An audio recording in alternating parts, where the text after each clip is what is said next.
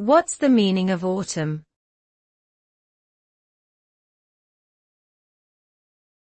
Autumn.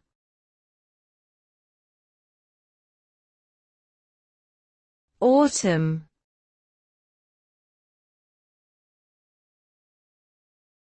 Autumn.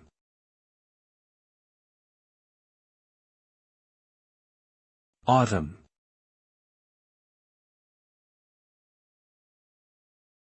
Autumn is the season that follows summer and precedes winter.